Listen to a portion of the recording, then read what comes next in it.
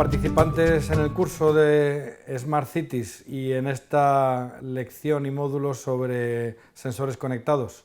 Vamos a terminar poniendo un especial interés en aspectos de sostenibilidad de las redes de sensores de las que hemos venido hablando, y para ello vamos a hablar de elementos claves como puede ser la integración con plataformas de Smart City y la gestión y mantenimiento de los sensores conectados.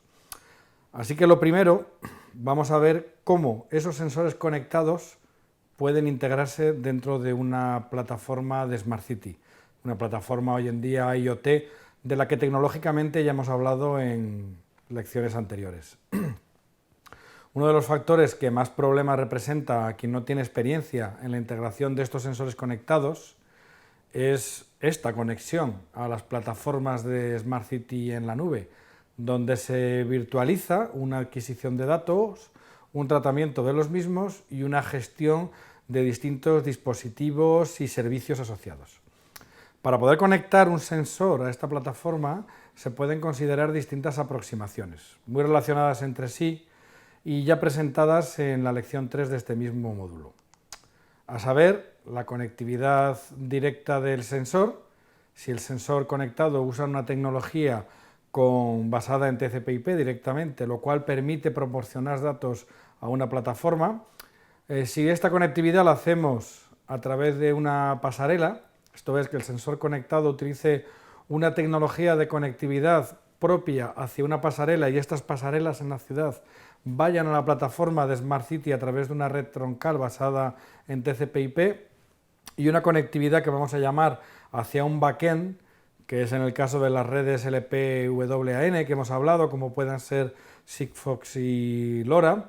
Son redes operadas en la mayoría de los casos en la que los datos se envían directamente a un backend sin pasar por una red troncal IP ni por una red con pasarelas o repetidores, pero al no ser de naturaleza IP, estos necesitan tener un backend en la nube al cual nuestra plataforma Smart City se conectará y recuperará los datos. En cuanto a los protocolos más utilizados para la conectividad de los sensores conectados con estas plataformas de Smart City, podemos diferenciar tres grandes bloques. Primero, podríamos hablar de los protocolos cerrados. Tradicionalmente, y sobre todo en el tema de Smart Cities, nos hemos encontrado con verticales totalmente cerrados. Empresas que vendían sus soluciones de sensor conectado, infraestructura de red y plataforma de gestión totalmente autónoma y no abierta. Esto el propio vendedor define cómo se comunica, sus tecnologías, y luego en un momento dado puede abrirse en algún punto del vertical que normalmente suele ser en la propia aplicación. Esto es algo a lo que tenemos que procurar no ir y tenemos que ir olvidándonos de integrar este tipo de redes de sensores. Luego podemos hablar de las que tienen protocolos basados en TCP/IP.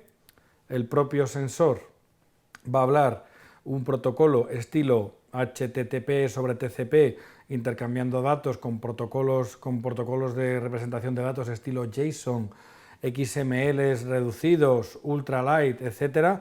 O podemos tener protocolos de telemetría como pueden ser el MQTT, presentado por IBM y que simplifica de una manera bastante importante este intercambio de datos. Y si estamos yendo sobre redes que basan su conectividad en versiones reducidas de IP6, como puede ser el 6LoWPAN, podemos tener una capa aplicativa propia, más dedicada a este tipo de sensores conectadas, denominada CoAP.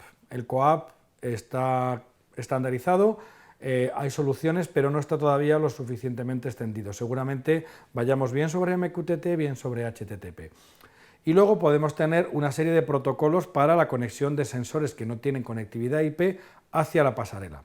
Aparte de los protocolos cerrados, hay perfiles definidos por la industria sobre estándares de redes de sensores inalámbricos como Zigbee o similares.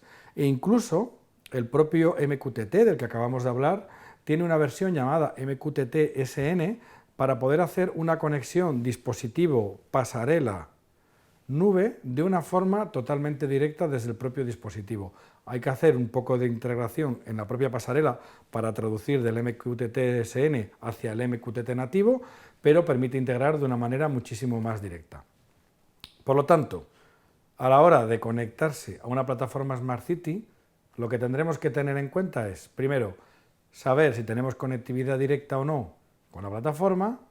Si no es así, tenemos que saber qué protocolo tenemos de conexión con la pasarela, y en el caso que tengamos conectividad directa del sensor hacia una red IP que nos permita llegar a la plataforma Smart City, determinar el protocolo, bien porque la propia plataforma lo defina o porque nos pongamos de acuerdo.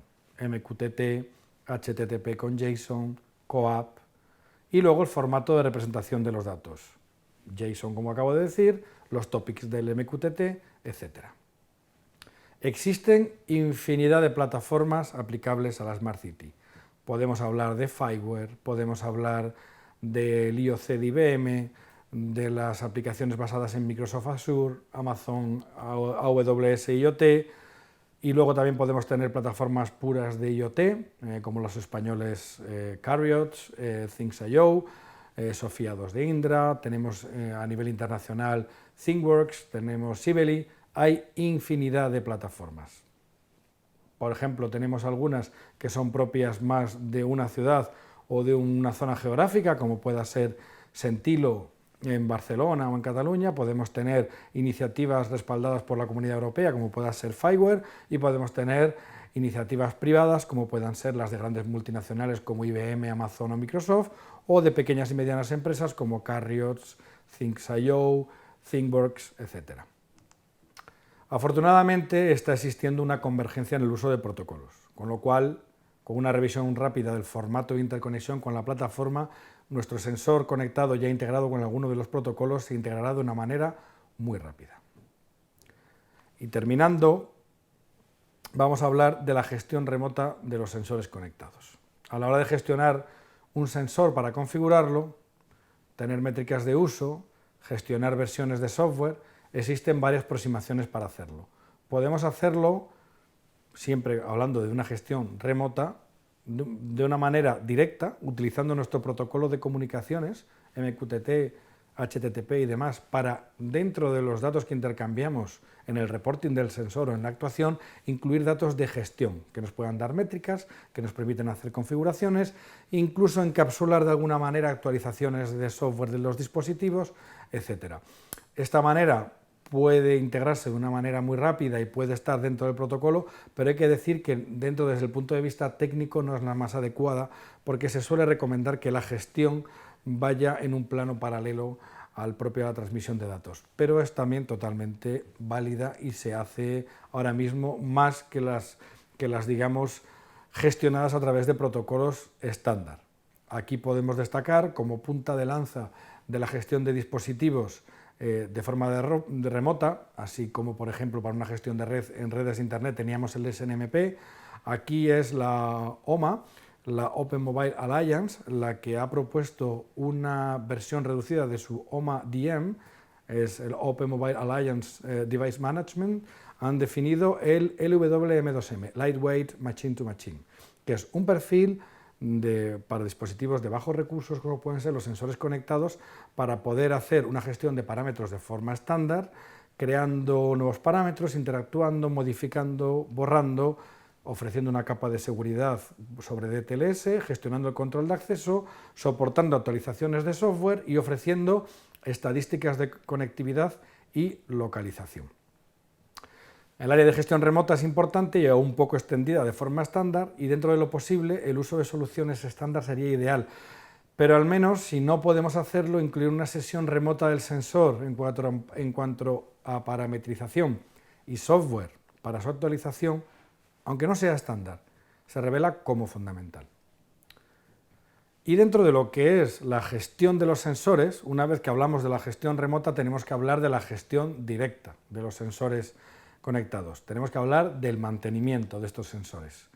Uno de los factores que menos se consideran, y esto es verdad, a la hora de hacer un despliegue de Smart City, es el OPEX. Hablamos mucho del CAPEX, del gasto de capital que supone instalar, pero no estamos pensando en el OPEX, que es el coste de mantenimiento.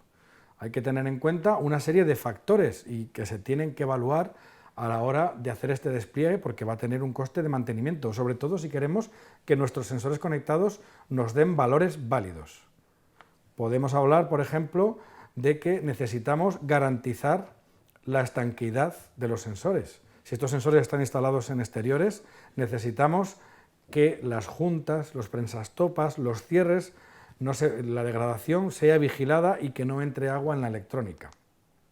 Tenemos que mirar el estado del anclaje del sensor. Un sensor puede estar instalado en una farola, puede estar en una fachada, puede estar en un armario de comunicaciones. Tenemos que estar seguros que ese anclaje y esa fijación con el paso del tiempo no se va deteriorando.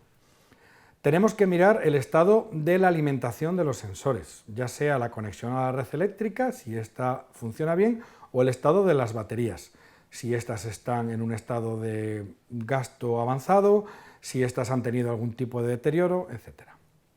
La cobertura de red es otro factor fundamental, que no haya nuevos elementos que interfieran, porque nosotros normalmente cuando instalamos comprobamos que hay cobertura de red, pero tenemos que ver que la evolución de ese sensor en el entorno que se encuentra, pues por la instalación de torres de alta tensión, motores industriales o lo que sea, no tengamos una pérdida de cobertura de comunicaciones.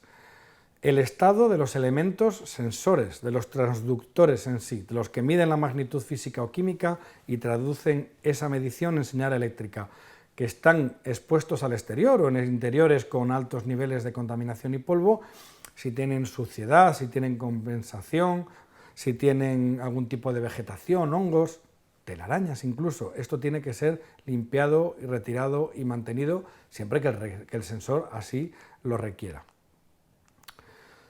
Entonces, en el caso de que la ciudad haya tenido que desplegar su propia red troncal, hay otra consideración que hay que tener en cuenta.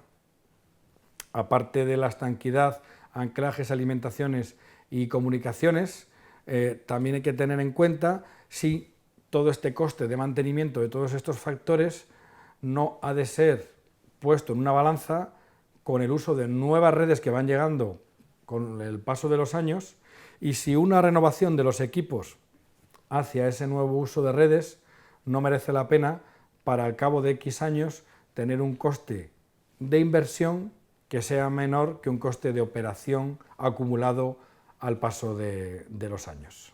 Con lo cual, son parámetros a tener muy en cuenta a la hora de integrar y de tener una gestión sostenible de los sensores conectados.